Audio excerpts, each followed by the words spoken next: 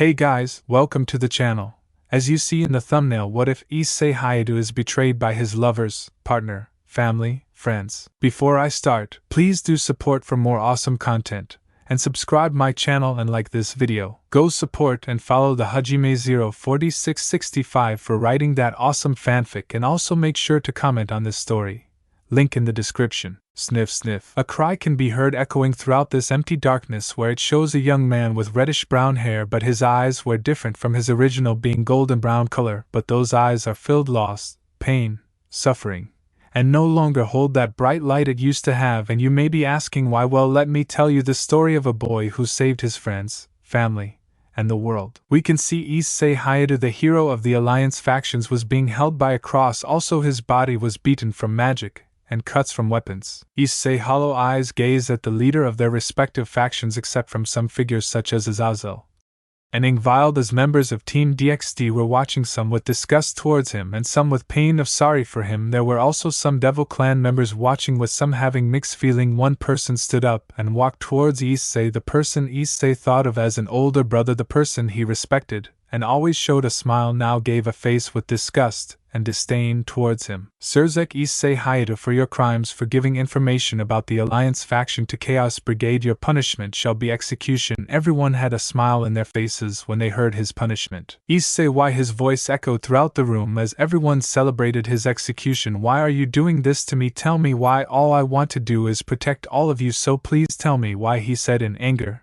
and tears of sadness. But the question he received were the worst thing he could ever ask for. You're nothing but a tool, you're a wasteful space, you're just a brat who thinks you can get anything you want, a pervert, a piece of trash that shouldn't have ever existed, and many more that caused pain in the heart of a hero. Ajuka, now you aren't worthy of being a devil and the power of the Welsh Red Dragon Empress. It should go to the hero who told us about your crimes. Race is a much better for the Empress, he said as Issei chained hold him down as Rias was extracting his evil pieces.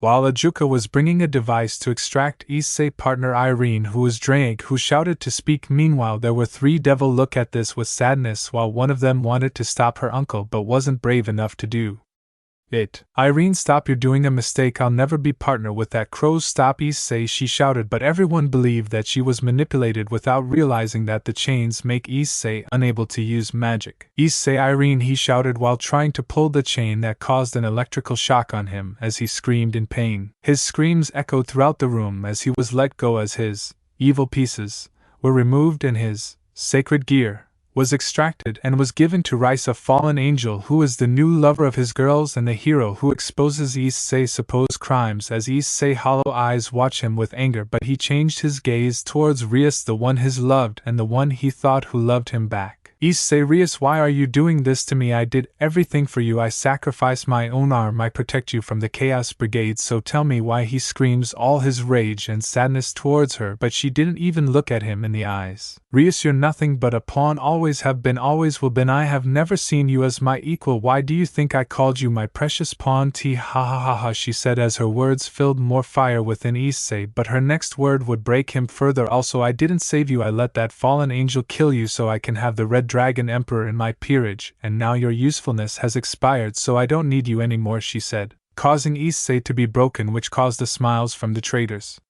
While a few female had a pained look, Michael extracted a recognizable sword from the boosted gear and handed towards Rias, who took the sword known as Ascalon, ready to cut off Issei's head. Meanwhile, Gabriel was watching this, thinking Issei deserves this, but in her heart she denied it until she came with a realization after seeing Issei's heart saying nothing but the truth, as Rias started to swing to cut his head as Gabriel reached her hand to stop it. But then an explosion happened that knocked away, including Rias, who was sent flying as the dust of debris was thrown. As the sound of cutting chains happened, as the dust revealed no one but Azazel and Tannin. They both saw Issei being chained up as Azazel heard a voice saying catch, as Azazel caught it as it was a phoenix tears, as he made Issei take it as it cured his injuries and the injuries of the extraction of his sacred gear and evil piece. As for Tannin, he destroyed the chains before noticing Issei not having the boosted gear, as Tannin was ready to get her back, but a voice echoed towards them. It was Irene. They both saw Issei being chained up as Azazel heard a voice saying catch, as Azazel caught it as it was a phoenix tears,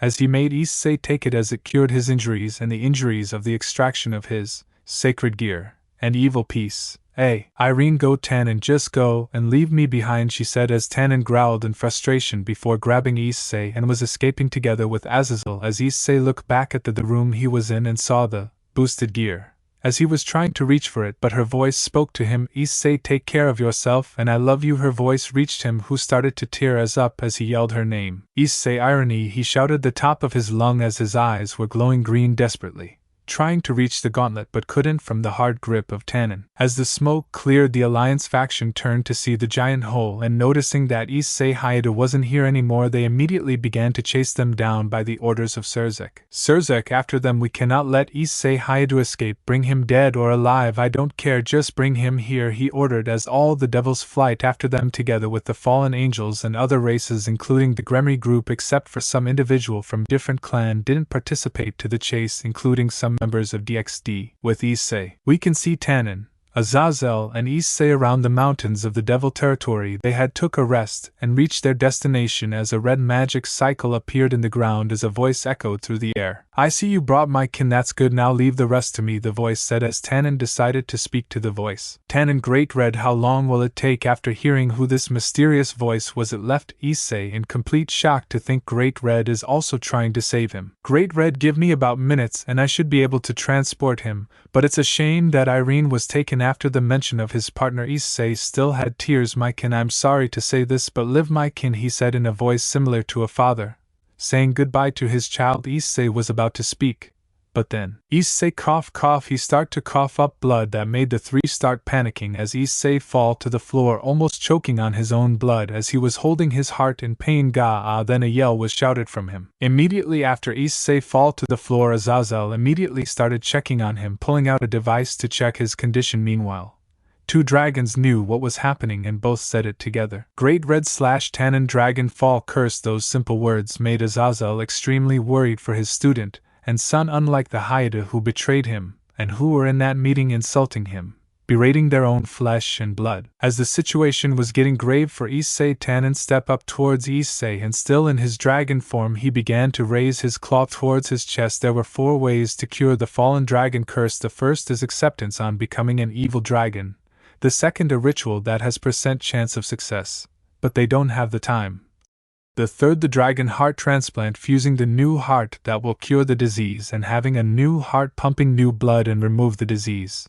And lastly, fight the disease, but they don't want Issei to suffer any more than he already has. Tannin, Issei Hayato, Issei, I have always seen you as my nephew, a troublesome one, but you always made me laugh. I was very happy for training you those days. Never forget about me and remember you're a dragon, well, a humanoid dragon, so carry that pride of yours. My nephew, I may be responsible for all the misfortune he will encounter, but I want to give him the chance to live.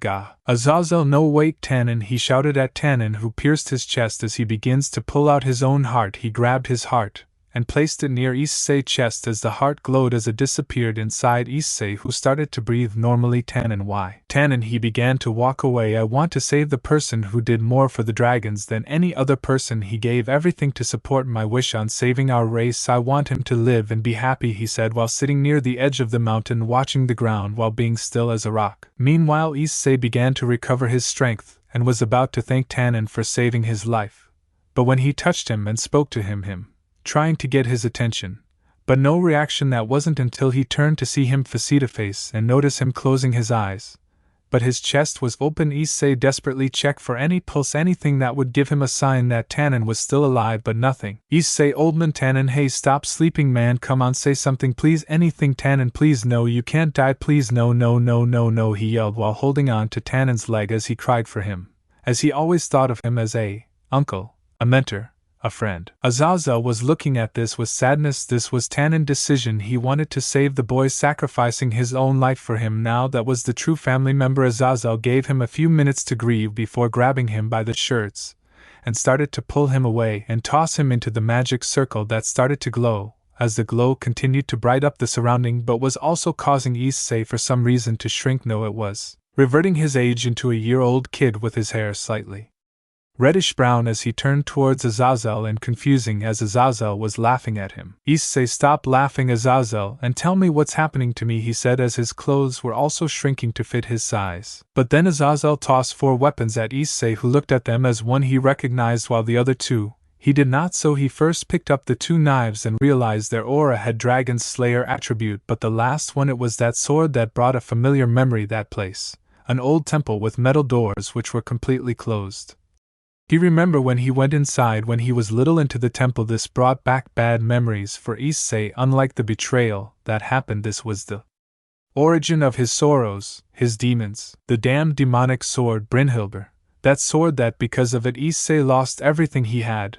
Everything he got based on his effort when he was little. Funny, isn't it? His little again, like that time, that catastrophe of years ago, the sword of his nightmares. But that wasn't what made him afraid that time. No, it was that shadow that appeared in front of him that time. That person who watched over him with an evil smile was him. He had the sword in his right hand and an armor that covered parts of his body. He had the sword in his right hand and an armor that covered parts of his body. Issei started hyperventilating when seeing this again, but a slap on both Issei's cheeks snapped him out of it. It was Azazel who gave a reassuring smile that nothing would ever happen. Azazel, calm down, Issei, you'll never become him. If you don't want to become him, be strong and hold it and free her. You're not the only one suffering too, you know. Free Brynhilde suffering, Issei, he said while tossing a ring towards Issei, who caught it. It took Issei a few minutes to realize as he placed it on his finger, and the ring stored the Dragon Slayer weapons and left Brynhilde. He smiled before activating the Downfall Dragon Spear.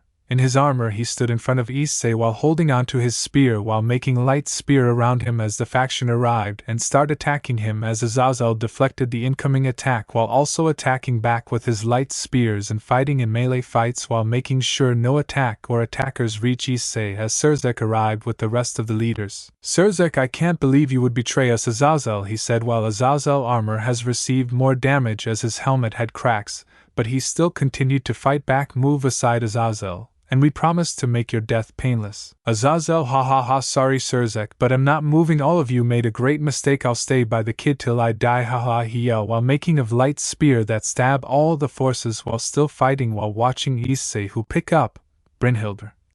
As a bright green light engulfed him as it showed him having a sliver armor gauntlet on his right arm while holding the sword as he watches Azazel fight as he tries to break out of the magic cycle that kept glowing. Meanwhile in Azazel's mind came a thought. Be happy, my son. And just like that, the magic cycle glows so brightly as Issei disappears from the world of DXD as all the factions watch how the traitor disappears as they all had their rage directed towards Azazel, who began to laugh at them. All of the factions' leaders and their respective armies all launched their attacks towards him. Some didn't as they were relieved for Issei escaping this universe. Azazel, he watched as all the attacks were directed towards him. How this is bad, I forgot to tell him that Invile loves him, my one right father, were the last things in his mind as he was on the floor covered in wounds while having light spears around his body, and his armor completely destroyed. Azazel raising one hand up on the air while his body had bloody wounds, but he had a grin in his face as he could hear his father words of praise to Azazel. Smiled widely till his raised hand dropped to the ground. Now playing Tragedy and Fate by Kajura Yuki, we can see a year-old Issei standing on a park all alone. His eyes were red and puffy after crying so hard as he held Brynhilde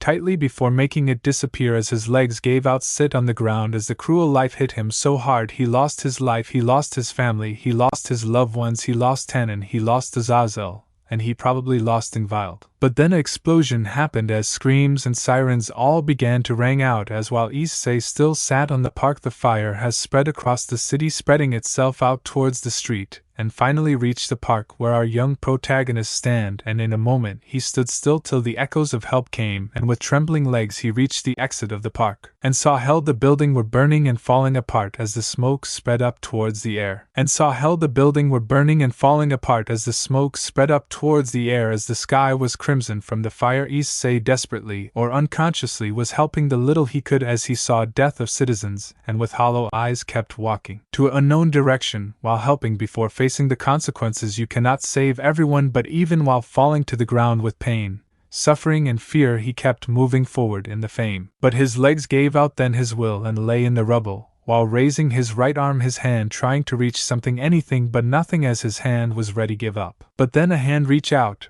and caught his hand. Issei turned to look at this man who came and saved him. That man had red hair, his eyes were golden brown, filled with determination and relief for him. Issei stared at the man who was filled with joy from the bottom of his heart. Issei saw how happy he was. It was like he lived this moment before somewhere. "You're alive, you're alive, you're alive," he said while looking at Issei with happiness. Issei watched him. Issei felt one thing: jealousy towards him, a man with determination and moving forward. Unlike him who is broken, but a part of him wanted that too, to be determined and have that same happiness, or wish his happiness back. But now he has to focus on this new life in this new world. Flashback ends with Issei. Now back with Issei, who was in this empty darkness as form began to manifest in the darkness, being teeth that mimicked the same voices of the people who betrayed him, given him insult and hatred towards him, who was trying to cover his ears, until one voice said, "I let you die." That voice he remembered clearly. That voice was none other than Rias Gremory. "Issei, shut up, shut up," I said, "shut up. I'll never forget your words. I'll never save you even again, because I hate you, Rias Gremory. I hate all of you," he shouted as the darkness began to disappear. And Issei, he opened his eyes and let out a yell before realizing hit him. Gaha, it was that a dream? Yeah, it was dream. It wasn't real, he said to himself as he took a moment to breathe before checking the clock. "Oh, I woke up early again, might as well get breakfast ready. Ah, who am I kidding? Dad probably already started," he said to himself. Issei got up from his futon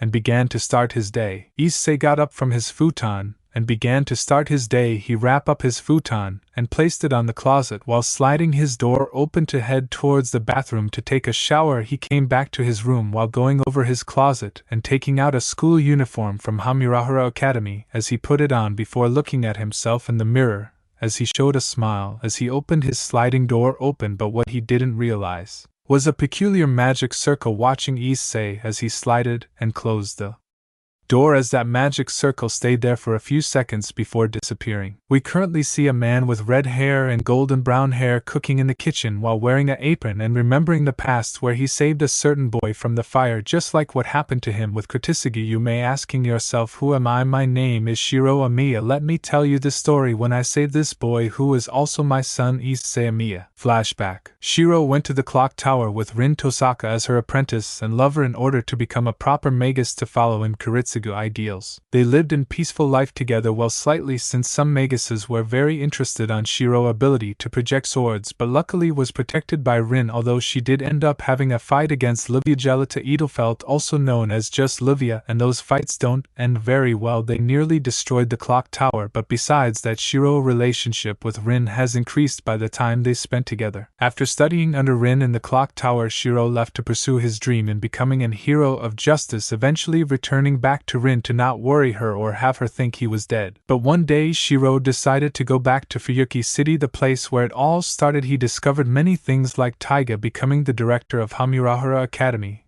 and even Shinji change after the incident in the Grail War. He became more humble and got himself a girlfriend named Miseo Amari, and they both look happy together. And lastly there is Sakura. Her whereabouts are unknown. Shiro received information about Sakura from Shinji, who wanted to mend his relationship with Sakura. It was fine 1 year ago, but eventually she disappeared. She didn't pack a suitcase, nothing. She didn't tell anyone where she was going. She just disappeared, leaving her room the same, and no one was able to find her. The only thing noteworthy she took was the keys that Shiro gave her. This made Shiro worried, and eventually even Rin, who told Shiro that Rin and Sakura were sisters. But there was one thing that eventually changed Shiro's life: the fire. A massive explosion happened that caused a massive fire to spread. Just like that time, collapsing buildings and screams could be heard as Shiro started to save people or evacuating the injured, but unknown to Shiro there was a figure watching him. Collapsing buildings and screams could be heard as Shiro started to save people or evacuating the injured, but unknown to Shiro there was a figure watching him. But then there was a moment just like before what happened to him in the Great Fire of Fuyuki. A hand was raised in the air trying to hold something, but eventually it was held by Shiro, who looked at this boy, hollow eyes filled with pain,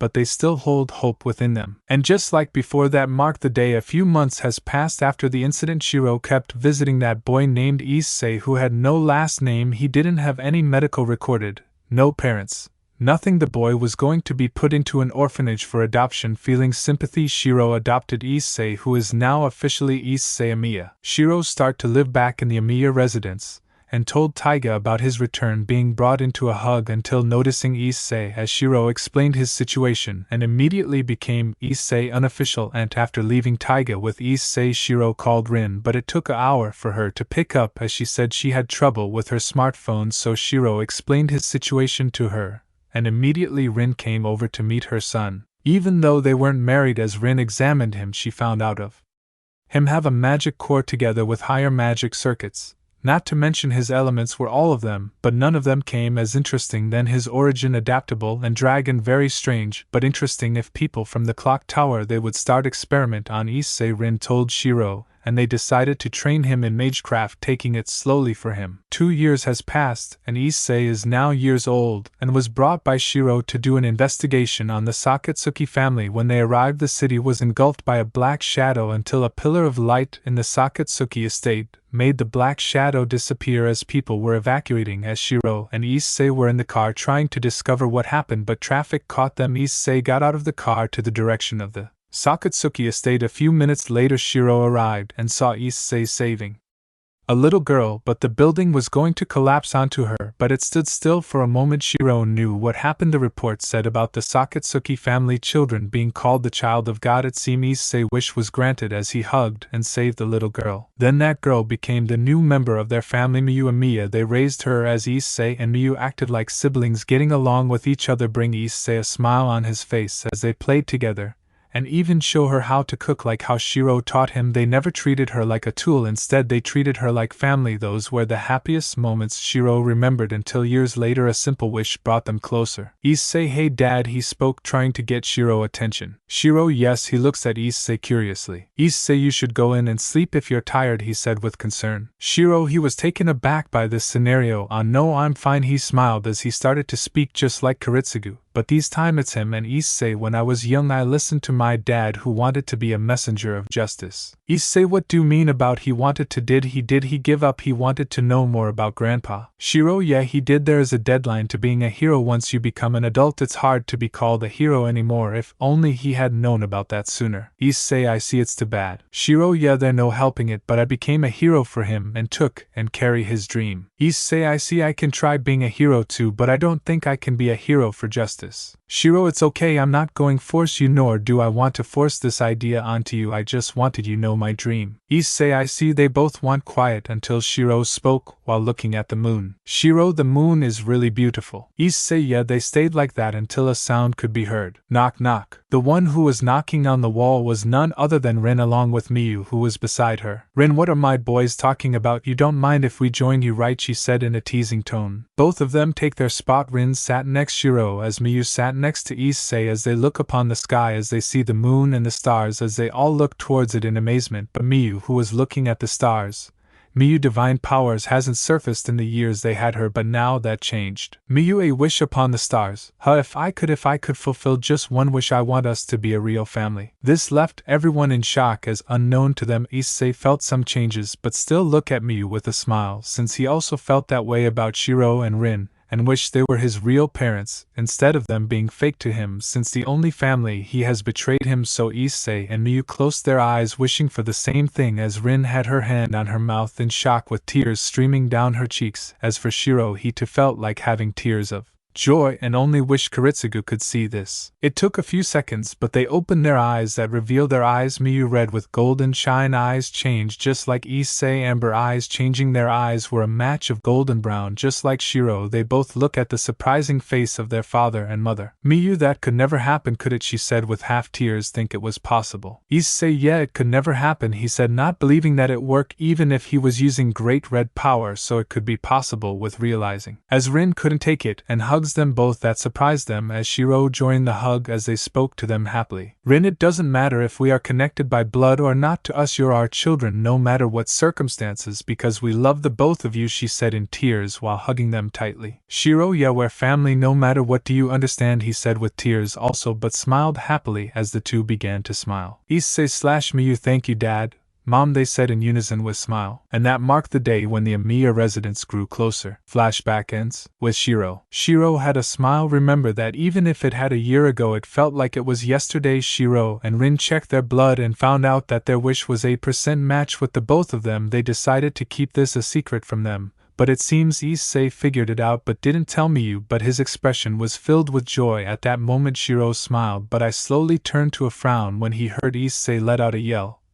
They were lucky that Miyu room was soundproof. Shiro knew Issei nightmares, as he seen them when he was little, but Issei doesn't want to talk about them anymore. They disappeared for a long time, but it seemed they came back. But why now? He ignored it until he heard footsteps coming. Issei, hey dad, what's for breakfast? He said as he begins to take a seat on the dining table while checking on the news of the TV. Shiro, oh Issei, you woke up early. Well, we're having eggs, bacon, rice, vegetables and miso soup including pancakes, he said with a smile. Issei, ah nice, so when do you think mom's gonna come back from the clock tower? He asked since she left in the clock tower in a hurry. Shiro, I don't know, but it has to be something very important since Mr. Emiya called her. He was very curious about you having a dragon core, he said, pondering about it for a few seconds before focusing on the kitchen. Issei, so Mr. Emiya, well, I heard he's a good man. Maybe I could study under him when I'm ready to go to the clock tower, he said, since he wants to continue his studies on magecraft. Shiro, you have already perfected my projection magecraft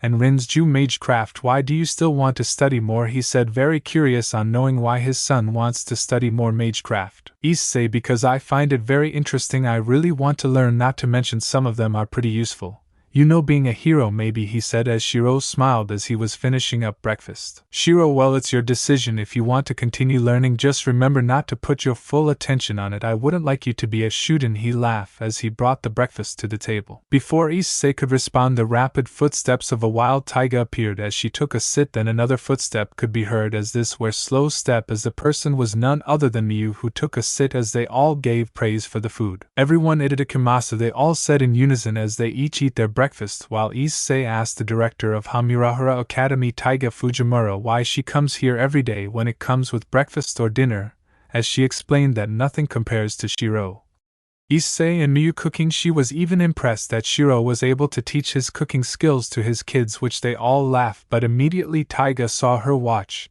and immediately rushed to the school. Shiro, ah, she never changes, he said, as Taiga hasn't changed ever since he was a high schooler. Issei, that's Aunt Taiga for you, always filled with energy despite her age, he said, but for some reason he felt danger, like Taiga heard him and would beat him up in kendo. I just got the chills now. Miyu Anakin, that was rude, she pitying her brother for what Taijia might do to him in school. Issei, I know, wish me luck, he said as Miyu noted, wishing him luck. They continued to eat before finishing their meal as they placed their dishes on the sink as they all waved their dad goodbye. With Issei and Miyu, both siblings were currently walking through the streets while waving at passerby, including Issei helping little old ladies cross the street as they were near another students who were also walking to the school. But for some reason Issei stopped for a second, causing Miyu to look at him worriedly. Meanwhile, Issei didn't know why he stopped, but he felt something unknown to him, that it was the same magic circle again. Issei began to look around himself, as he felt like he was being watched by someone. He thought there was a mage around, but Issei began to look around himself as he felt like he was being watched by someone. He thought there was a mage around, but the aura, this feeling, he hasn't felt this aura ever since years ago when he was. Miyu, come on Anakin, I don't want to be late for school, and you don't want to be late either. Hurry up, she said, running slightly a bit faster. Issei, yeah, hey, wait up Miyu, he said as he had a small smile.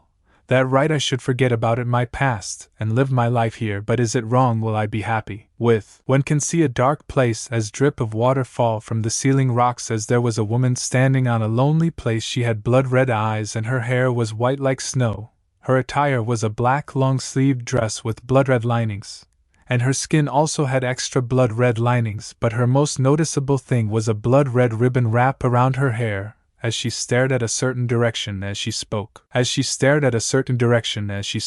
Tee ha ha ha, soon we'll see each other Wenshin senpai soon. I hope you caught my message. Soon the game will start. I hope you're ready. It was a peaceful day for Hamurahara Academy as all the students were doing their thing, but we are currently watching the student council room with two individuals with a tall, well-built with short black hair that is swept to the left, violet eyes, sharp eyes like a hawk, and square-rimmed glasses. This person is the student council president Manabu Horikita, and Issei, who is currently fixing the heater with his tool, and for some reason this feels familiar although in different circumstances. Manabu, the school budgeting priorities are completely unprofessional. Issei, yeah, the athletic clubs get most of the budget, everyone else gets the crumbs. Manabu, the non-athlete club's room are in bad of shape, they have given zero thought or effort of the heater problem. Issei, you're kidding me, there are more broken heaters. He couldn't couldn't believe that there were more heaters, as he was thinking of contacting his dad if he could help on repairing them. Manabu, there are, he spoke seriously. Issei, like I figured this one just showed its age. Manabu, yes, but can you fix it, Emiya? Issei, I can, he said with sureness. Manabu, that's a relief, he said, feeling reassured by Issei's answer. Issei, I'll have it fixed in a minute. Manabu, could you wait outside, he asked, since he doesn't want to show Manabu his magecraft. Manabu, of course, I'll be out of your way, he said, not wanting to get in Issei's way on fixing the heater. As Manabu stepped out of the room, leaving Issei alone as he begins to trace the heater and finding the problem as he starts to fix it, he heard the voice of Manabu and a girl who he recognizes as Mionura's. Issei begins to step outside with the heater. Issei, okay Manabu, I fixed it, he said, bring the heater. Manabu, thanks a lot, I can always count on you, assistance. Emiya, also my offer still stands if you want. Issei, it's okay, and about your offer I have to refuse, I don't think I'm good enough to be a member of the student council, so where's the next one? Manabu, right, it's over the AV room, they say it's acting up lately, but I think it's its end. As Manabu was talking, Issei took a glance to look at Mio, who was a beautiful young woman shorter than Issei with long crimson hair reaching her waist and pink eyes. She looked similar to someone Issei remembered, but he ignores it since Mio is nothing like her. Issei, if it's dead then I can't do anything about that, so why don't you buy a new one, he said, but there's still a possibility that Issei could fix it. Manabu, that's true, but I appreciate that you take a look at it anyway. I mean, it looks broken to me, but you might be able to see if it's just faking. Issei, okay, I'll give it a try, he said, getting up. Issei again felt the same present when he and Mio were arriving at school. He thought of it as coincidence. Meanwhile, Mio was watching him out, a look of worried for him. Issei, I didn't know you came to school this early, he said, but all of a sudden he was hugged from behind by a girl. Issei and Manabuzan, what are you two doing? It's almost time for classes. The one who hugged Issei was Mayumi Sigusa, a young lady who is known for her natural beauty. She stopped growing height in her third year of middle school,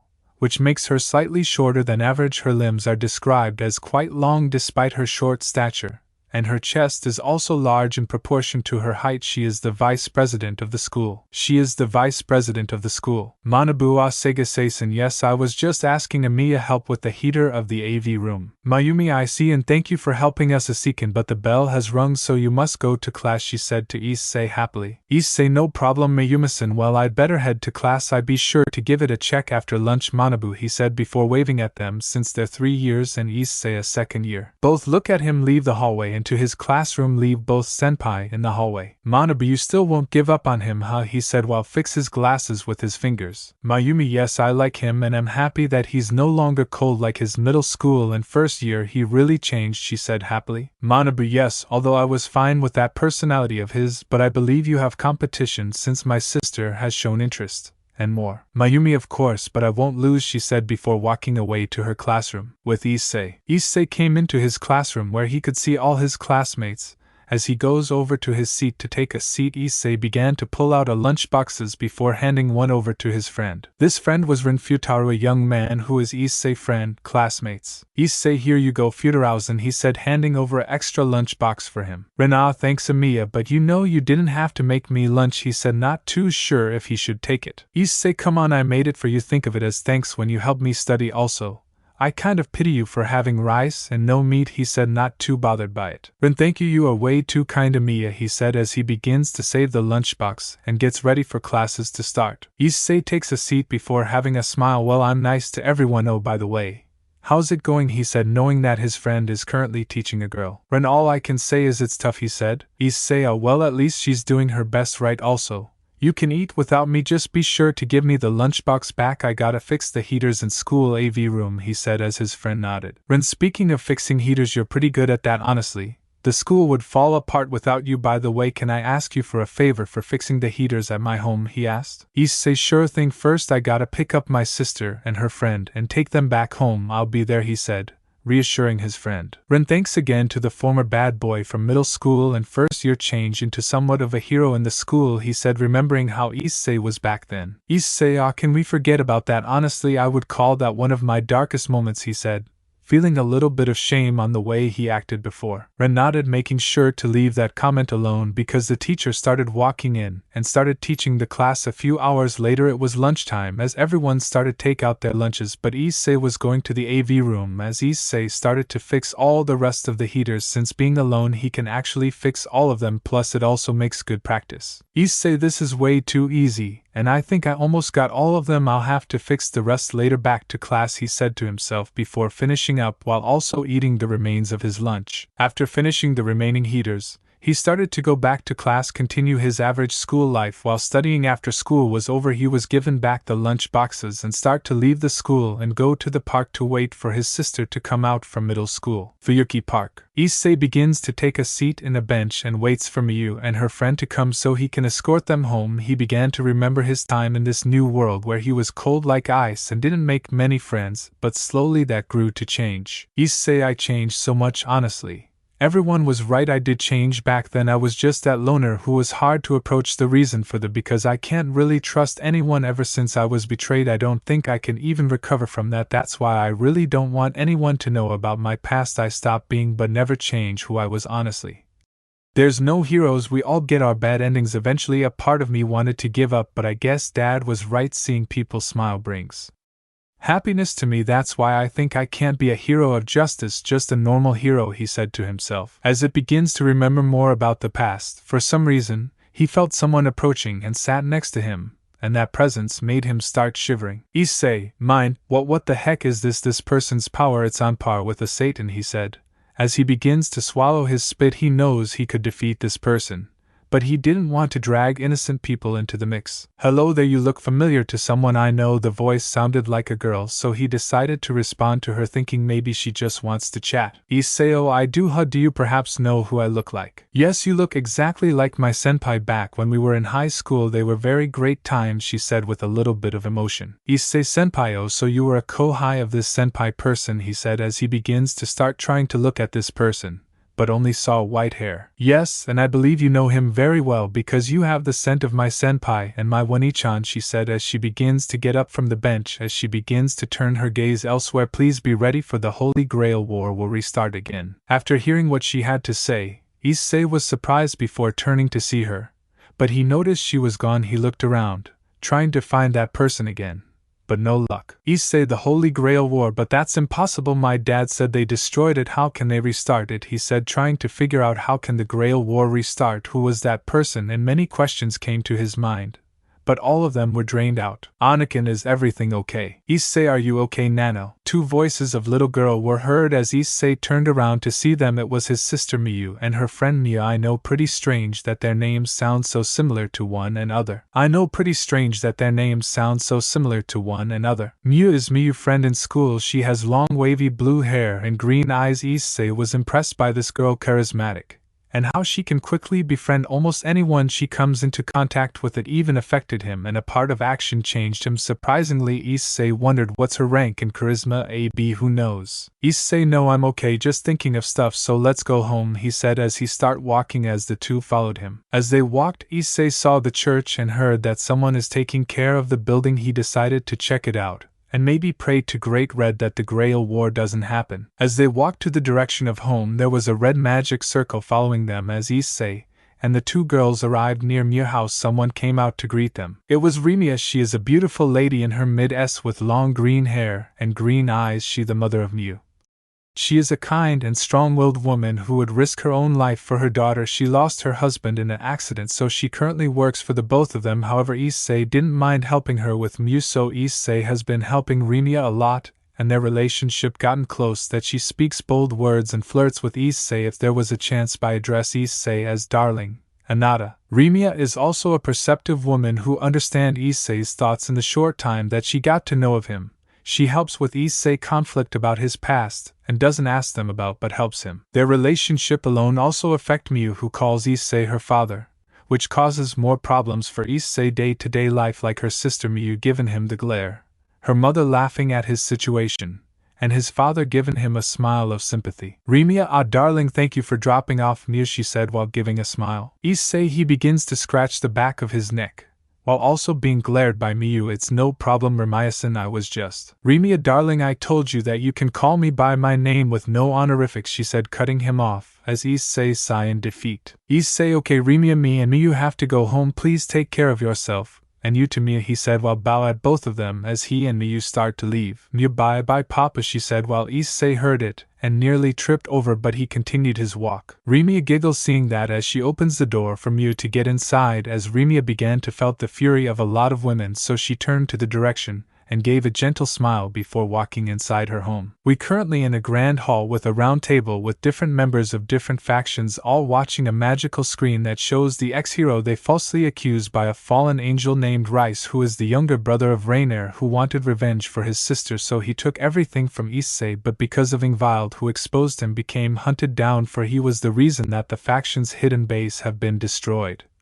And the girl's heart, as the girl's only comfort is to find Issei. They tried to get answer from the still alive Azazel, but he continues to refuse, claiming that even if they now know the truth they will never get Issei to join them. Author note: haha, you thought Azazel died, well, too bad he's alive. Rias, that bitch, she trying to steal my Issei, she shouted in rage at Remia, who somehow noticed them and smiled. Sirzek Reagan, calm down, we now know where Issei is and can retrieve him as soon as possible, he said to calm his sister down. The moment Sirzek said that was when someone slammed their fist in the table. It was none other than Saji, who looked furious and shouted, Saji, shut up, you damn red-haired bitch, he said, but was silenced by Sona. Sona, Saji, silence, she said, trying to silence Saji, but the person refused. Saji, no, I won't. Sona, Issei doesn't deserve to come back, he's happy there, and that's all I want for him, as a friend, to be happy, he said. But then Akino spoke out. Akino, but Issei doesn't belong there, he belongs with us, we can make him happy here. Zenobia, yes, besides we need Issei back to have his children. At that comment, someone slammed their hand on the table. It was Latia Astaroth, who glared at the girls, saying that they can fix it. Latia, no, I do not believe in your words, he will just suffer more by being by your side, she said, looking at them with hatred. I wish for Issei to be happy, even if that means if he's in another world, honestly. He deserves it for everything you have been putting him up to, she says as someone else spoke up. Sigvera, yes, that is why me and my peerage will not participate, instead we'll find that fallen trash and give what rightfully belongs to Issei, she says, only thinking about Issei's happiness by getting his partner back. Serorg, I had enough. Invile was right, he deserved a break, he didn't deserve to be a tool. My biggest regret is not being there to help him with all that burden we had to push onto him, he said, slamming his fist on his chest. That's why last-ditch effort as a friend, or if I'm still considered his friend, I'll bring his partner back so he can truly be happy, he said, standing up from his chair and starts walking away. Latia, I too had enough, and I won't help either, she said, getting up. She was the only one there where Sigvera, Roigun, Yasaka, Elmahild, Sun Wukong, Dulio, Penemu, Athena, and finally Gabriel were the only one that left. Leave Saji, Momo, Ruruko, Rhea, Gasper, who have to follow their king's command. Everyone was silent and had a thought, will Issei come back? He hates them, right? No, he doesn't hate them. As long as they apologize, he'll come back. And if not, they'll give him whatever he wants to get him back. But then Ajuka came in with a device. Ajuka, it's completely the portal ring for traveling into other worlds is completely, I just need to set the coordinates, and we'll be able to retrieve Hayato from that world, he said, feeling proud for creating this machine. Rias, that's great, it's a good thing I haven't removed my evil pieces from my beloved pawn, she said, remembering that she still didn't remove the evil pieces from Issei's body and used it to track him down. Sirzek, yes, soon we'll recover Issei and try to gain his trust again and help us with the riot situation and the rebirth of Chaos Brigade. Quickly Ajuka set up the machine right away, he said to his friend, who nodded and began to start the coordination. Issei x Harem, mind, soon Issei we will be together again, and we'll do everything to make it up to you, they all said in unison. Gore, soon you'll be back, son, that man is not your father. Mickey, I regret forever calling those horrible words to you, but I promise mother will make it right. Meanwhile, someone in the shadows was checking the situation before clicking its tongue as the figure began to disappear. Scene change brought to you by Chibi Issei discussing with another Chibi Isseis about Bedumpdate's super plan from Carnival Phantasm with all their partners. Devil Prison. We are in a prison cell that currently holds Azazel, who is sitting on a chair while watching a video projecting from a robot spider, as it shows Azazel with a frown. Azazel, damn it, I completely forgot about the evil pieces. He slammed his fist on the wall as he thinks of way to interfere Ajuka machine. Before anything else, Azazel heard a knock on his cell door. Sorry, but I'm not helping anymore. Azazel, it's me, Valerie, I just come to see if you're alright, said a beautiful girl with white hair and red eyes who looks very sad. Trying to speak to the person she once considered a father, said a beautiful girl with white hair and red eyes who looks very sad.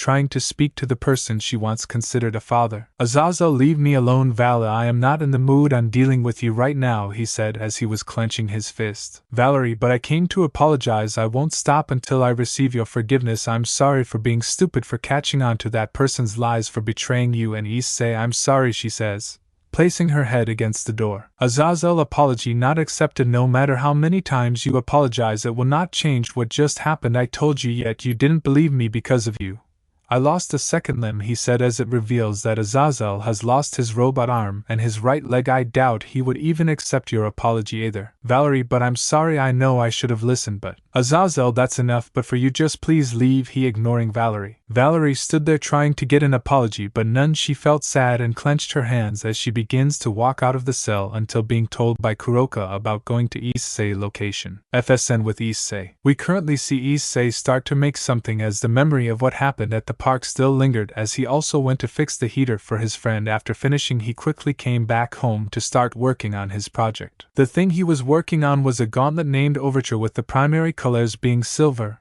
blue and gold. Its main function is to cause damage to his enemies with electric bursts, not to mention using the two swords that Azazel gave him named Ridil and Hradi, weapons for the hero Sigurd he made.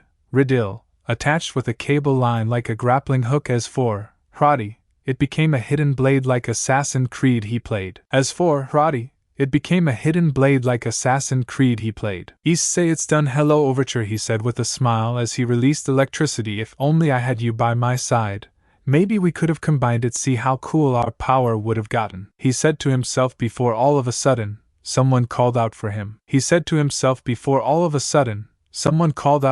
It was his mother who came home from the clock tower, and now that she was here, Issei could tell them about the mysterious person he met in the park. Issei, I'll be there in a minute, he said before making Overture disappear as he left the shed that his father used to practice his magecraft. As Issei arrived and took a sit as the plate of food was served, Issei began to eat and enjoy his father cooking while he was looking at his new parents. Issei, Mom, Dad, did you know someone who's siblings with Mom, and was you Kohai? Dad, he said, but the moment he said that everyone was quiet. Issei saw the shocked faces of his parents while Miyu was looking at him. Shiro, Issei, how do you know that? He asked while staring at Issei, who looked uncomfortable but responded. Issei, it was a woman with white hair and a ribbon is all I could see, he said, causing his parents to stand up. Rin, Issei, where was the last time you saw her? She said seriously as Issei was surprised by that reaction. Issei, I saw her at the park, but she left, or more like disappeared, but she said something that made me worried, he said while looked at the ground but turned to face his parents. Shiro, what did Sakura? Said Issei. Issei, who's Sakura? He said, confused by the name. Rin, she's my sister who disappeared when your father found you, she said to Issei and Miyu, shocked that they had an end now. Issei, what did she tell you? Issei, the Holy Grail War will restart again, he said. This caused shock then worried as Rin pulled her phone and start to call someone. Meanwhile, Shiro didn't even know what to think about but look at Issei. Shiro, Issei, do you still have those artifacts from our trips? He said as Issei nodded. Good, take whichever one, and be sure to use it when you're in danger. I should know, I nearly died from that, but it should be impossible that the Grail War to start again. We destroyed the Grail with Excalibur, he said, cause Issei to be shocked that they destroyed it with Excalibur. How strong was Excalibur in this world? And that would mean his father summoned King Arthur,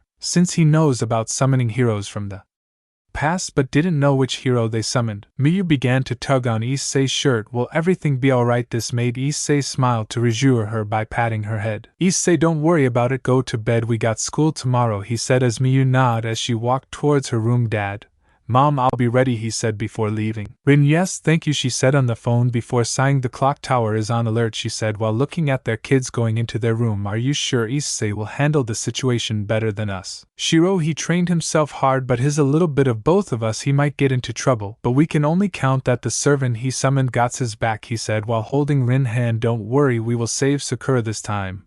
And if we can't, then trust on Issei, Shiro said as the to reassure Rin as they hope Issei would be alright, and no more trouble comes unknown to them. Issei past is coming from that will bring more trouble than they ask for. Issei room. We can see Issei starting to look at 7 artifacts that Issei collected from this day to come one day. Issei, which one should I take? Damn it, it's so hard. Well, let's see what they about anyway, he said as he hold a shard of a rock trace on. He said as he looks at the history of the artifact as he saw a round table with 2 people, one wearing a red and steel armor, and the other a blue and steel armor with a crown on their head. They seemed to be discussing about something, but the one with blue turned its back on the one in red, who seemed angry before smashing the table with her sword. Issei, he was surprised by what he saw. What was that, he said, trying to comprehend what he saw, and came with a conclusion. The Knight of the Round Table was that Mordred and King Arthur. Damn it, let go with the next one, he said, holding a tree branch. Trace.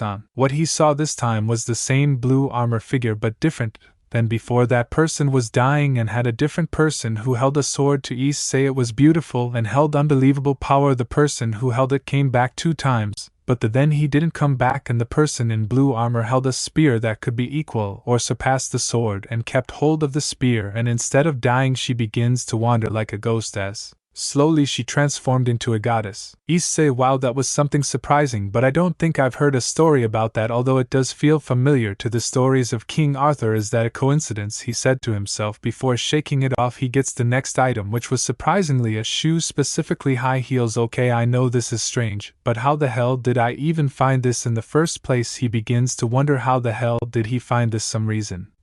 He can hear an old man chuckling somewhere who's laughing at me.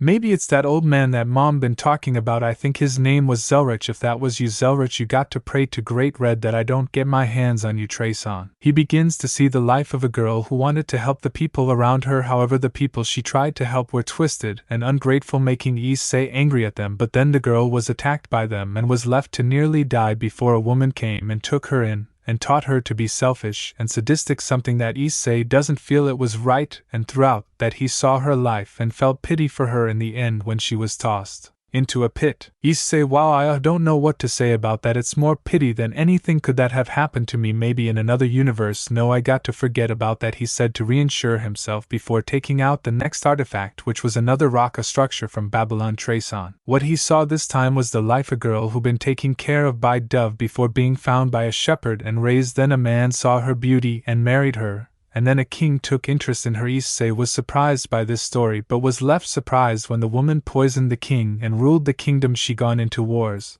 but then her son conspired against her and took the throne. Issei, I think I heard this legend before, he said, trying to remember, but nothing, as he begins to pull out a knife made of Damascus steel. Okay, let's see what you have. Trace on. He saw the life of a person adventures, eventually seeing that person slaying a 3-headed dragon and rode on a horse that turned into a dragon. Issei, this one is very interesting. I don't know which dragon this person slayed, since I don't really remember a 3-headed dragon, but whatever.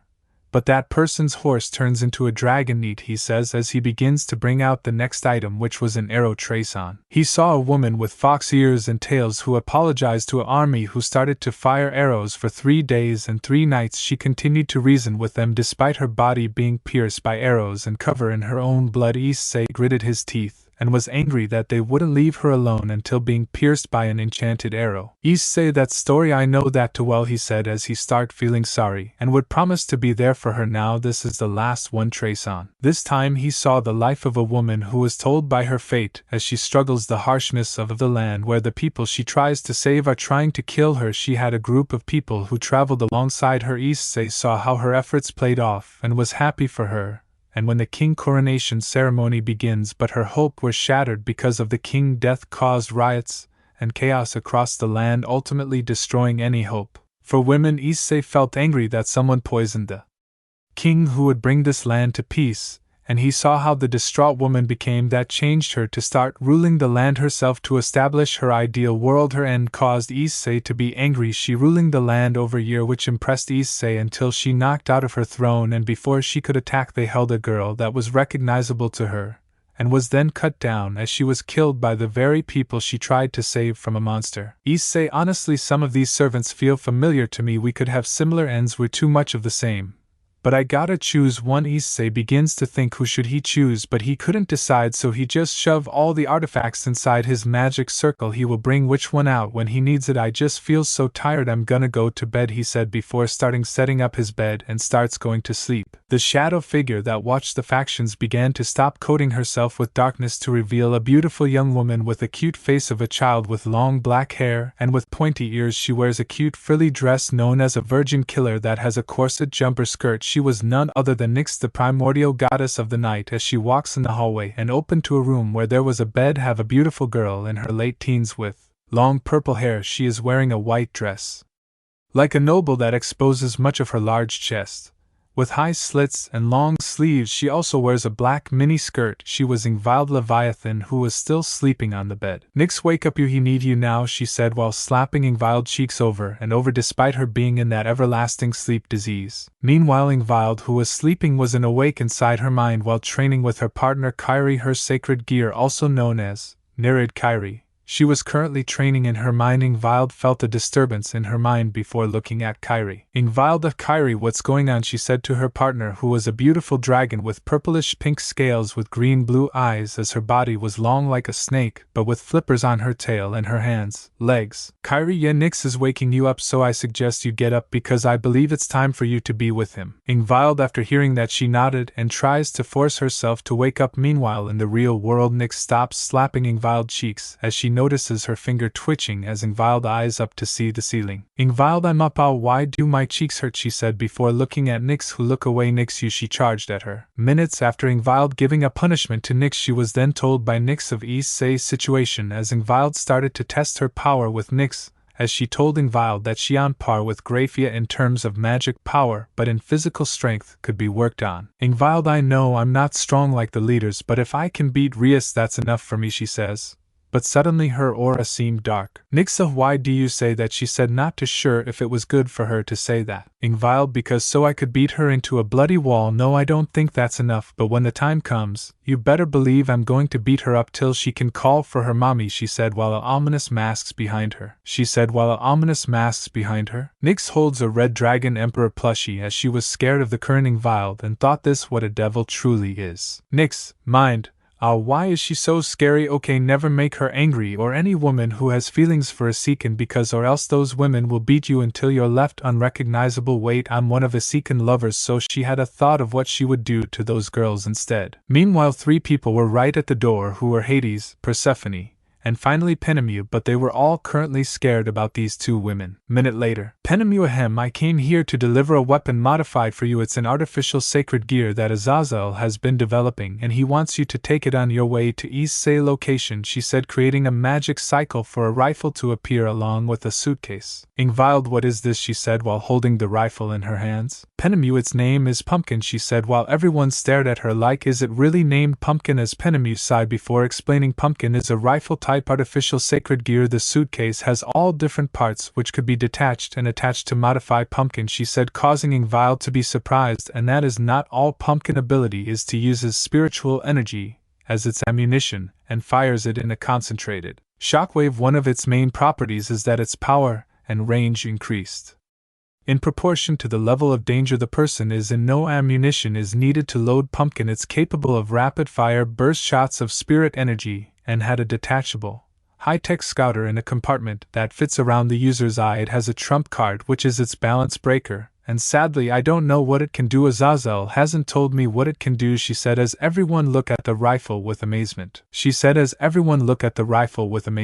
Invile, thank you so much, I'll be sure to use it against Rias, she said with a smile. Emiya, what, it's not meant for that, it's for helping Issei. Wait, don't make that face, you're scaring me, she said, but Invile didn't listen. Invile, well, I'd better be going, she said, but before she could go, Emiya, wait, there's one more left. Azazel has something for Issei, she said, giving her a large case. Since Issei doesn't have boosted gear, this is for helping him in that situation, she said as Invile nodded before leaving. Issei started his normal life routine in school, but he noticed how Mionaruz hasn't come to school. Issei made sure to act normal around his friends, but he was failing as they kept asking him if he's alright, which he claimed that his fine. Unknown to him was that the Gremry group and the Vala team arrived in Fuyuki from a portal as they began to explore. Meanwhile, Invile, accompanied by 2 figures, have finally arrived as they looks around before Invile placing a hand on her chest as she runs around the streets of Fuyuki as the 2 figures follow her. While there was a magic cycle following the Gremry group that show a person with black hair with violet eyes staring at the screen with a grin as he had a red gauntlet on his left arm. As Issei finished his classes, he left to the direction of the church. He remembered what his mother told him about this place, as there is a man named Kirai Kotomayan who was an evil priest that was killed by a heroic spirit,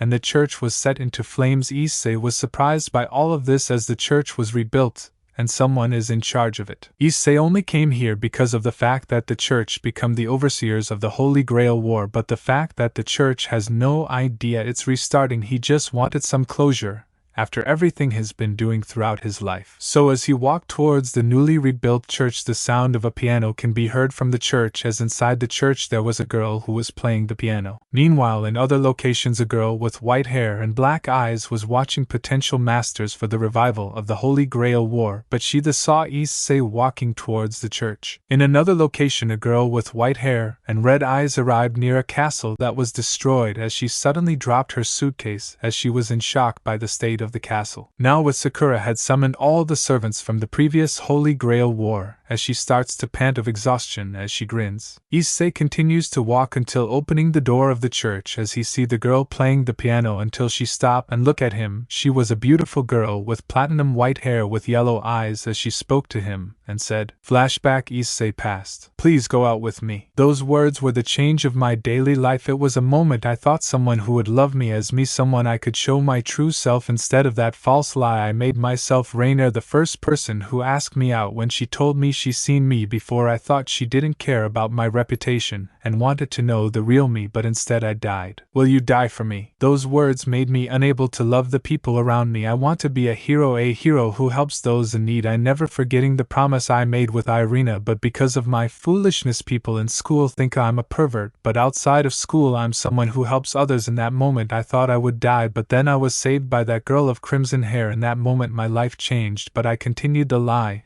and ignored the sign of the girls before finally Rias had enough of me, so I confessed in my fight with Sarorg. It was in the heat of the moment I couldn't stop thinking about, so I confessed in that moment. It wasn't my favorite because I was fighting for the dream of those kids like a hero, and that was my dream. The only person that knows of my dream is Azazel, and he supported me in that dream, but there were words that made me feel to cry. Isn't it painful for you? Those words were a girl who I come to love. She swore that she'd be my side even because in her own words I am not alone, but then again the people I trust backstabbed me. There's a multiverse out there with different possibilities. I wonder what other me do in this situation. Maybe they could have done it better because they had a reason. I don't know what my reason is. I feel like I've forgotten about it, but the question I'm asking is not what they would do. The question is, what can I do? That why I can't be a hero. I fell for grace, but despite that, is it wrong for me to be happy with the people I care about? Is it wrong to leave everything behind? I don't have the answer for that, nor do I think I can stand up again. Fuyuki Church with Issei. A lost soul has come now. I wonder what can I do for you, said a girl with beautiful platinum white hair with yellow eyes. Issei was quiet, but he was impressed by her appearance. She was very beautiful, but something about her was off. Issei, sorry, I came to see the church is all, he said with a shrug as he scratched his cheek. I see. Have you perhaps came to pray to the Lord, she said, as Issei was only going to pray to his friend Great Red.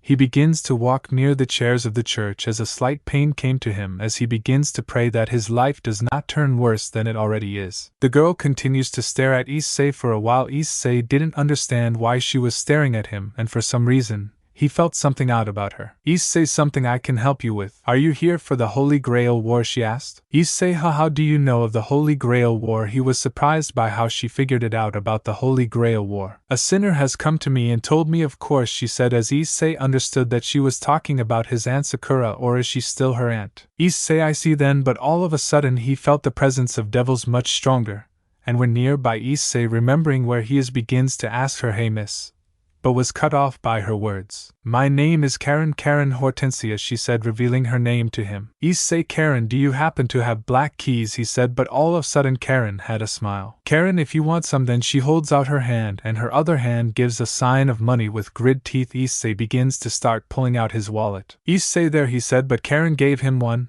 black keys. Seeing as it's not enough, begrudgingly gave more money from his wallet as he now has a total of 6 black keys. Issei begins to wonder how the Gremmy group were able to find him and tracking him, right? But then Karen said something. Karen, can I ask why you have a demonic presence inside you? Issei, wait, how do you know that? Karen, I possess an ability named Masochistic Spiritualist Constitution. It allows my body to mimic the end effects that the demon possession will eventually have on the possessed human. Even getting close to you hurts like a sword thrust into my chest. She then points where she feeling it. Issei was worried about her and took some step back for her safety since the evil pieces had Rias' power. He then remembered when Rias removed her evil pieces from him and realized that she only removed 7 pieces, leaving only 1 left. Issei, he begins to take a deep breath. I won't be your slave, Rias Gremery, he shouted as the blade of the black key was thrust to his chest and hit the evil piece, completely disintegrating it within his body. Fuyuki streets with Rias group. We currently see Rias and her peerage along with the Vale team as all of a sudden Rias felt as the remaining evil piece of Issei was disappearing, which ultimately made her panic. Rias, Issei, don't do it, don't break our connection please, it's the only thing that makes me feel connected to you, so please, she yelled while teardrop fell as her knees gave out. As the people of Fuyuki think that Rias must have broken up with her boyfriend or something, as they all think she's crazy and possessive with her ex-partner. Boy, look, she crying, why don't you go and consult her? Boy, hell no dude, despite she a looker, she crazy, I can understand why her boyfriend left. Grandma, kids these days, she should just leave that boy alone and let him be happy on his own. Many comments were made to Rias that angered her for these comments,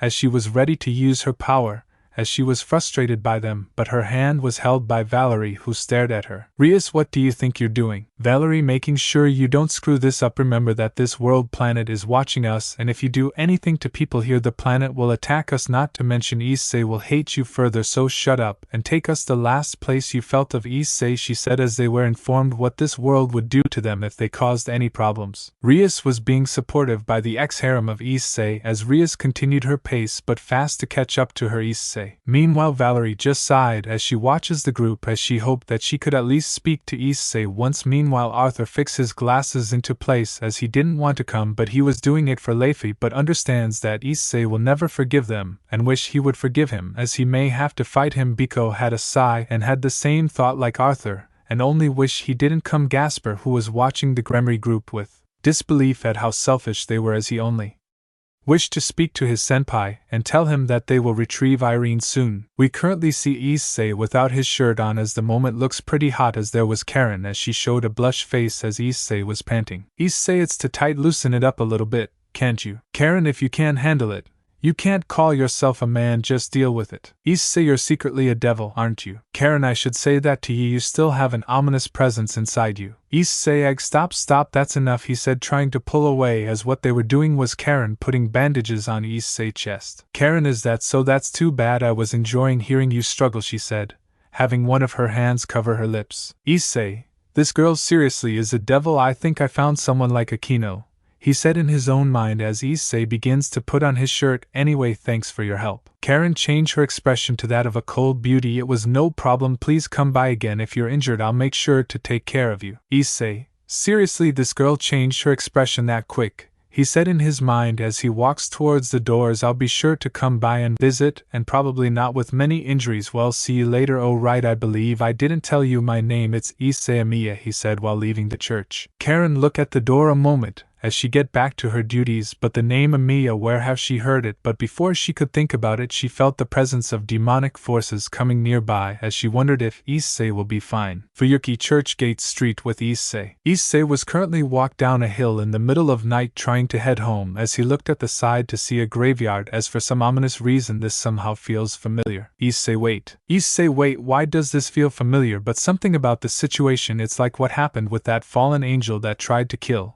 Oh no, come out already, there's no way this place can be that quiet, he said as the sounds of footsteps can be heard. What was right in front of him in the foggy streets revealed to be the Gremry group and Vale team standing in front of him by meters away. Rias, who saw Issei despite his different appearance, had tears in her eyes along with everyone who were ex of Issei. As for Valerie, she was surprised by how different he looks like, but she still had tears. She was happy to see him as Rias begins to step closer to him. Rias, Issei, my beloved pawn, I miss you so much, she said as she continued to walk closer, but she was immediately shot that almost missed her face. Issei had his hands in a finger gun. Everyone was in shock that Issei could actually use magic. Issei, don't come near me, you bitch, or I swear next shot will be your head, he said, still holding his hands. Issei, don't come near me, you bitch, or I swear next shot will be your head, he said, still holding his hands. Now you're gonna answer my question. Like, what the are you doing here, he shouted as Rias was hurt by what Issei said to her. Akino began to consult Rias as she looked at Issei. Don't you think that a bit harsh of you, Issei? You should apologize to Rias. But then another shot was fired, barely almost reaching her. Issei, I recommend you to shut up, or should I make you guys remember that you guys betrayed me,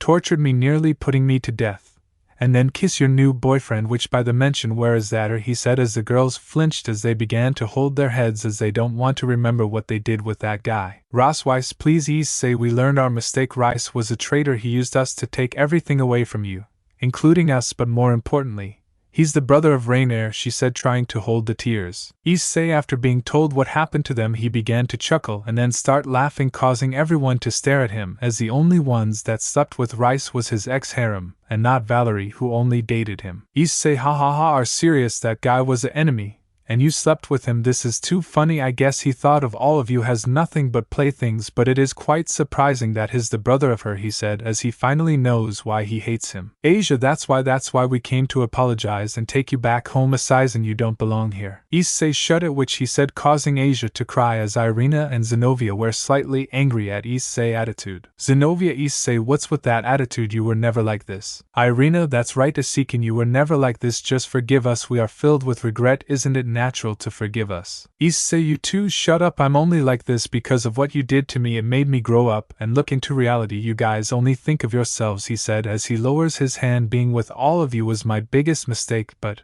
He then tosses a red jewel to Rias, who caught it. Rias, I see, are you?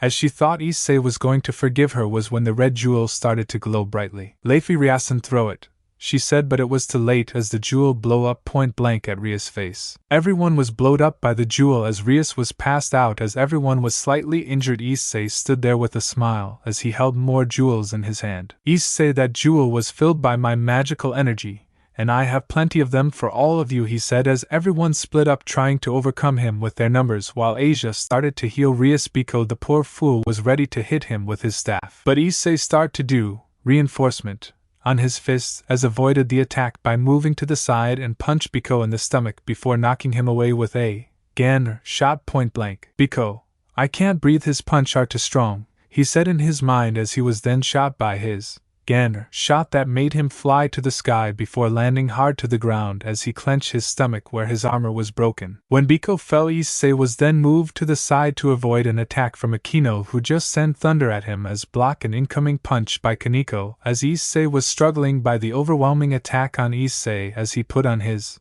overture. As gave electric shock to Kaneko, who screamed in pain as Kuroka, who saw that, made a miss to make Issei pass out as she didn't want to kill him, but she would sure to punish him for what he did to her sister. But the miss didn't make Issei pass. Instead, he rushed towards her and gave her a jab in the stomach and almost making Kuroka kimono to slip, revealing more of her chest. As Issei saw he let her unconscious, immediately reinforced his legs as he bursted up to the sky, avoiding 3 sword attacks from Arthur, Kiba and Zenobia. As Issei was in the air, gave a kick to Akino to propel him further in the air as he materialized about, creating an arrow out of thin air which caused shock to everyone that remained. Kiba, Seekin, how did you do that? Arthur, everyone cover yourselves. Just when Arthur said those words, Issei shoot his arrow down, causing Arthur and Kiba to receive the explosion of the arrow as debris was spread. As Issei landed, he saw the incoming attack from Zenobia, but before she could strike him was when Issei said 2 words. Issei Trace-on. He immediately raised his right hand as X-Durandal was in his hand, causing shock to everyone as both swords clashed into one another. As they clashed, Zenobia was still in a state of shock and confusion that brought Issei right hand, which happens to have overture, to cause an electric shock at her before Issei used the flat side of the to knock Zenobia to a tree, causing her back to collide against the tree. Issei, is that all you can do? I'm still. But before he could say anything else was when he used the sword to block an attack from Valerie, who was told by a recovered Rias to do something while Gasper didn't want to harm his senpai or help Rias. Issei, who was thrown back by the punch of Valerie, collided against the steel fence of the graveyard as Issei was already feeling the pressure of fighting multiple opponents, as he saw everyone getting up from their injuries, as Issei now has no choice but to use it. Issei held one of his hands in the air as he then said, I am the Red Dragon Row Ajax. A 7-flower petal appeared from empty air and was created to protect Issei. As he said another word, transmute, he shouted again as a magic circle appeared. What Issei created was the summoning circle to summon a servant, as one of his magic circles begins to drop the artifact to summon his servants. All 7 of them, thinking at least one of them would be summoned. Let silver and steel be the essence. Let stone and the Archduke of Contracts be the foundation. Let red be the color I pay tribute to. With those words caused the magic circle to glow red, as an ominous feeling could be felt by the Gremory group and Vala team, but they weren't the only ones, as Invile, who was using her scope from Pumpkin, was ready to aim at Rias, but she was listening to Issei chant along with her two companions who were also watching as the magic circle that was spying on the Gremry group to reveal Rias got up from his chair to have a close look along with the rest of Chaos Brigade. Heed my words, my will creates your body, and your sword creates my destiny. If you heed the Grail call and obey my will and reason, then answer me. I hereby swear that I shall be all the good in the world. A large gust of wind blew as the 7 artifacts began to glow. Leifei told the group that they have to stop Issei from whatever he is doing, as she and even Rosweiss didn't know what Issei doing, as the ones who had strength launched their powerful attacks. But they were all blocked by the shield Issei placed. But the 3 swordsmen began to charge in along with Valerie. That I shall defeat all evil in the world. 7th heaven clad in the great words of power, from the binding circle vow guardian of the scales. Then all of a sudden a red glow shined so brightly to reveal 7 individuals who were at first surprised that more than one was summoned, but seeing the situation 2 of the servants went to defend their master. The 2 servants that charged in appearance seems to be that of knights, but can be different from just their appearance, as one was a bulky armor covered in red decorations and markings, while the another was clad in silver and blue armor, a cloak, and a helmet carved to resemble a lion's face with mane. Arthur's sword, which happened to be Caliban, was blocked by the armor of red, while Kiba, sword of betrayer, was broken by a single thrust of the blue armor lance. Arthur's sword, which happened to be Caliban, was blocked by the armor of red, while Kiba, sword of betrayer, was broken by a single thrust of the blue armor lance. Shocking by the power of the 2 when Zenobia rushed towards the blue armor, but the sound of a harp can be heard as red lines appear on Zenovia's body before cuts appeared as she screamed, leaving everyone with fear as Irina rushed to help her friend when 9 blue spear appeared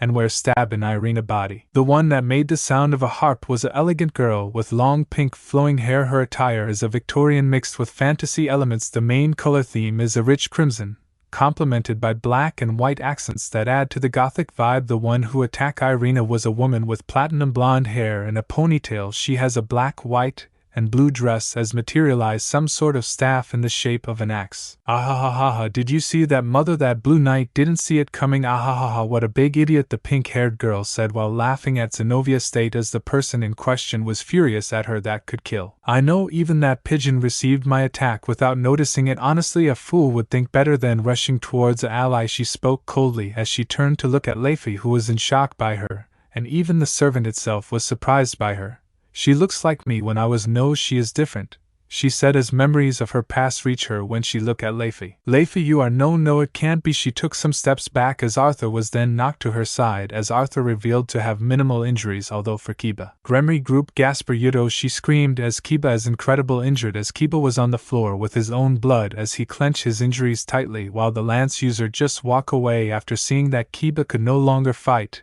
and in shock to the devil her lance glowed in such powerful light. Issei, who saw this, was amazed by his servants' strength, as they could easily handle the group with ease, but all of a sudden his injuries were healed from a servant with fox ears and pink hair. Next to her was a girl with cat ears and white hair. Near them was a woman with black hair and golden eyes with a black dress. Rias, she watched how the 7 were protecting Issei, make her furious, but she didn't know what to do. Kiba has severe injuries, but her pride would make her give on. Issei, she would retrieving back no matter. Issei, she yelled out, but a laser came out of nowhere before Valerie knocked Rias out of the way, but with some slight force into it. Meanwhile, in another location, a certain purple-haired girl clicked her tongue as her 2 companions tried to consult her. Valerie, we're moving. If we don't, your knight will die, she said as everyone begrudgingly followed but Rias, who is making a tantrum. Rias, no, he's right there, we can take him back. Please, Issei, let me touch you at least once, please. She desperately tried to stretch her hand towards him, but Issei just had the face of disgust. But he wasn't the only one. His servants felt revolted by her. Issei, like hell, I'll let you touch me, just leave me alone and let me live my life. You aren't a part of it anymore because I hate you. Rias, Gremry, I hate you. I wish you never reincarnated me. With those last words he wanted to walk away, but Leifei, who are they? Issei-sama, they point at the white platinum blonde-haired woman along with the 2 knights. Those 2 hold the weapon of Rangamiad and Claren. How do they have them?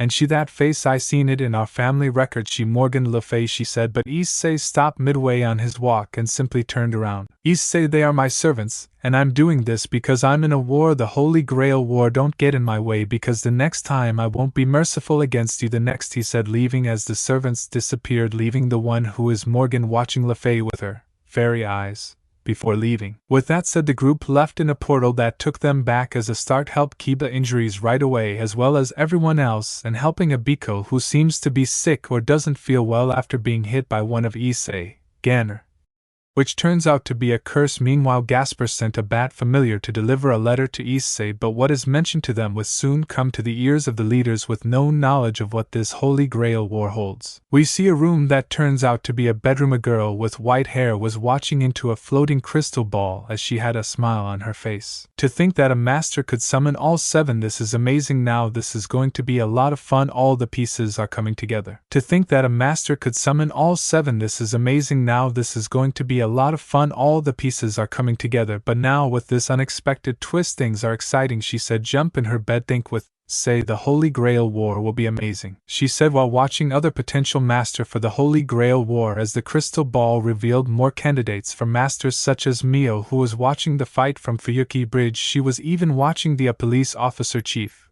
a mafia boss, who was getting ready to summon his servants. This is going to be fun. But then an unexpected visitor came as she looked into a girl with purple hair who summoned an unusual servant. Oh, what are you? You're not a ruler, but something else entirely. Clock Tower with. We are in a room to see a man with long black hair, as he was reading papers about the incident that occurred in Fuyuki. This was thanks to Rin, who explained what's happening as they sent their son into the war to end it. This man was Lord Almeloy II, also known as Waver Velvet. Almeloy, this Holy Grail War is unusual, the abnormality in the ley lines. Almeloy, this Holy Grail War is unusual, the abnormality in the ley lines. This won't be a usual Grail War like the ones before. This will be different, he said with some sigh as he was then served tea by a girl in a hood who is his assistant Gray, who asked him if he'll join. Gray, sir, are you going to participate? The girl asked the man as he shook his head. Almeloy, no, I won't, as the Clock Tower is selecting suitable master, as this Holy Grail War is like a greater Holy Grail War. As people are selected, there is no need for me to participate, he said, but he had the face of remembering someone's figure. But then all of a sudden the door was opened to reveal a blonde-haired girl that made the man flinch. Ah, my dear brother, I didn't know you had the habit of muttering to yourself, she said, as the person was none other than Rhaenys Almeloy Archazort. Almeloy, Rhaenys, what are you doing here? He asked while Gray also served tea to her as Gray sat next to Almeloy as Rhaenys to a sip before explaining. Rhaenys, the Clock Tower is thinking of sending me as a potential candidate. That comment shocked Almeloy, but he sighed. And I came because of your 2 students' son who will be participating. I'm interested since you claim that he is very talented with high magical circuit, their quality, and elements. They're all in their highest quality, she said. Have eye on him. Almeloy, oh my god, I'm sorry Tosaka, and I'm sorry to you, young Emiya, you might just join the Archazort family, he said in his mind while somewhere Issei began to shiver and look behind him. His servants were worried for him for a moment. Rhaenys, I'm afraid a person like his caliber would be marked down by all the association, but once this is over, he'll become my student, so please. Rhaenys, oh my, do you not want him to be your younger brother, she said with a smile.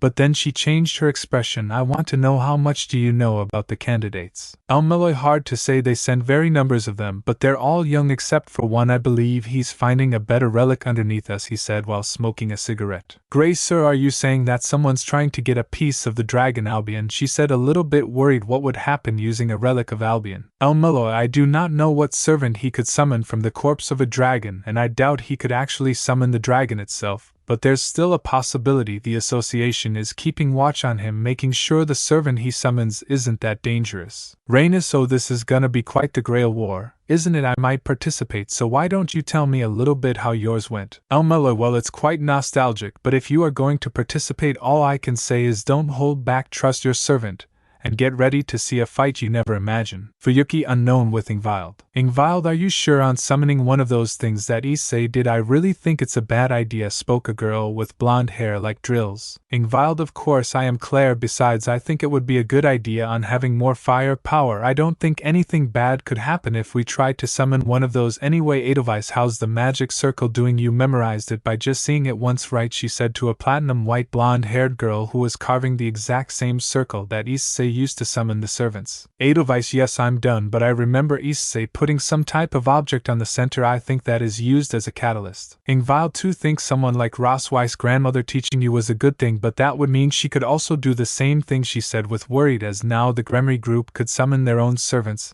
but Invile wishes that the servant would disobey them. Edelweiss correct, although I find this type of magic circle very fascinating. If I was giving more time or gave this to Miss Gondo, we would know what the circle could do. Claire, that's no good. If they decide to summon their own, things are going to get worse than they already are. But what do we even have a catalyst? It's not like one's in our hands. But before she said that, Invile tossed a necklace in the circle. Okay, what is that? Okay, what is that? Invile, that was something my own mother gave me. It's a necklace supposed to keep me safe. We can use it as a catalyst or a fuel to bring one of those servants. Claire, Invile, think about it. If you aren't careful, we might bring the literal real Leviathan. Invile, the only way to find out if that will ever happen is unless we don't try it. Trust me, everything will be fine. Now then, I have to speak that chant, right? Edelweiss, yes, I believe so. Repeat all the words that Issei said. But I guess you could change the color red to the color you prefer. Invile, okay. Then she began to raise her hand. Let silver and steel be the essence. Let stone and the Archduke of Contracts be the foundation. Let purple be the color I pay tribute to. Heed my words. My will creates your body, and your sword creates my destiny. If you heed the Grail call and obey my will and reason, then answer me. I hereby swear that I shall be all the good in the world, that I shall defeat all evil in the world. Seventh heaven, clad in the great words of power, from the binding circle, vow, guardian of the scales. With that yell as purple light shining brightly to have a figure come. The figure wore a black and silver-clad armor with red decorations and markings.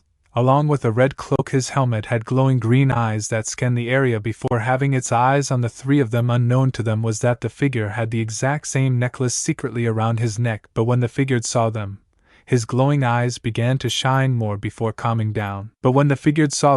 His glowing eyes began to shine more before calming down. To think I was summoned by you. What are the odds? I honestly think we are fated to be together, but sadly you're not mine but a different person. But I'll help you know this world and my counterpart, so I guess I should respond.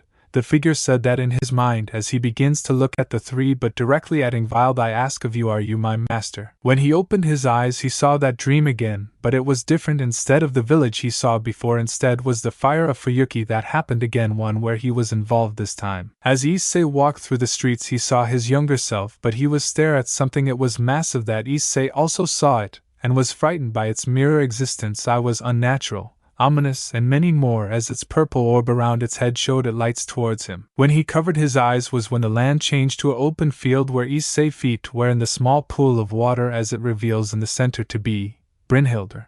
Before Issei could walk close was when it appeared. The figure was all black like a shadow, but his eyes were clearly visible as the figure tried to lift the sword before it turned towards Issei. As he chuckled, Issei rushed forward as the figure disappeared, only leaving Issei with Brynhildr all alone in this place. Then soon after that the field changed to a flat grassland where multiple figures can be seen as they all walk ahead of him. They were all different, having different hair color, eyes color, but what they did have was the face of not giving up. Thanks for watching this video. You really enjoy this video.